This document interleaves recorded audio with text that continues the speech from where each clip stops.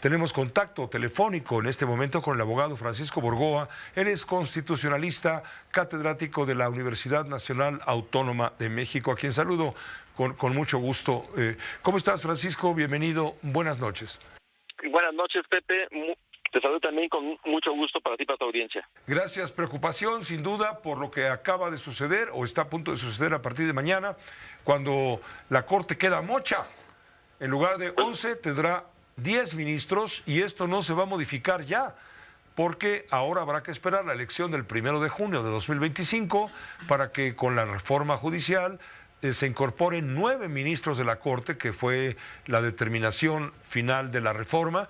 Y mientras esto no ocurre y los que resulten electos lleguen a ocupar el cargo, los puestos, etcétera, pues ¿qué va a pasar en la Corte si llega a haber una sentencia, una querella constitucional, una controversia, en fin, y se declara un empate, por ejemplo? No sé, ¿cuál es tu punto de vista de lo que estás, en qué situación se encuentra la Suprema Corte de Justicia con esta salida del ministro Luis María Aguilar?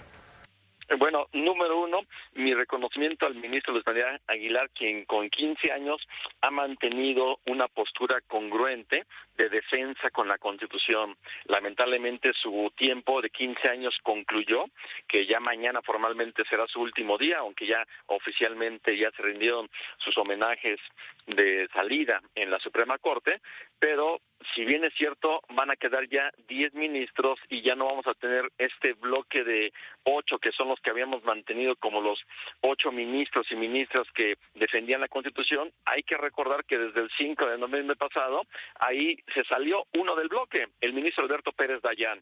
Es decir, ya teníamos finalmente 7 ministros.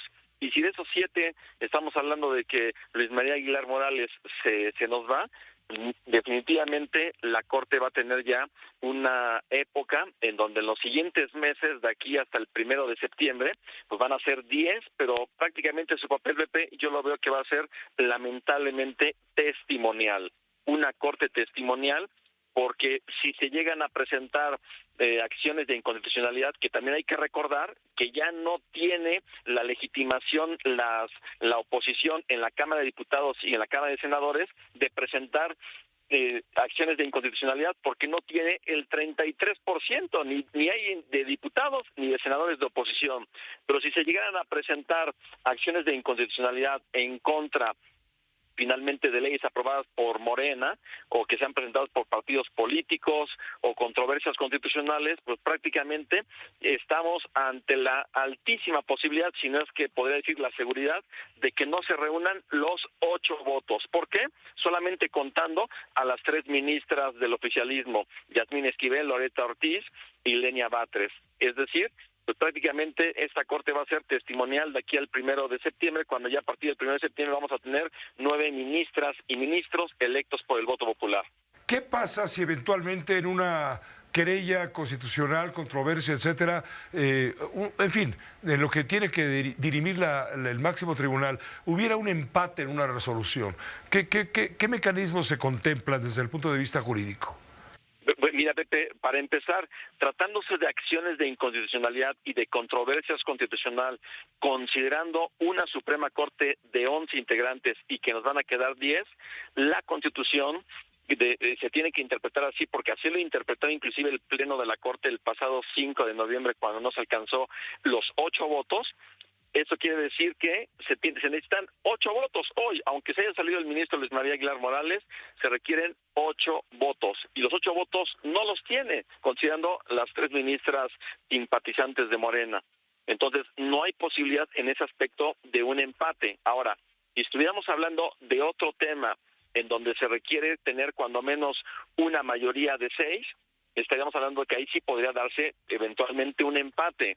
La propia ley orgánica del Poder Judicial de la Federación establece que si se da un empate, se tiene que turnar el asunto a otro ministro para que elabore un nuevo proyecto considerando lo que se discutió.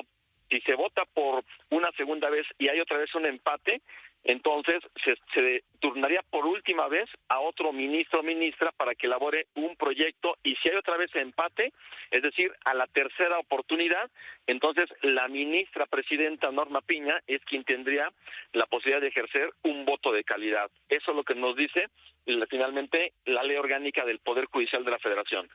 Empieza a desmoronarse la Suprema Corte de Justicia como la conocimos hasta ahora.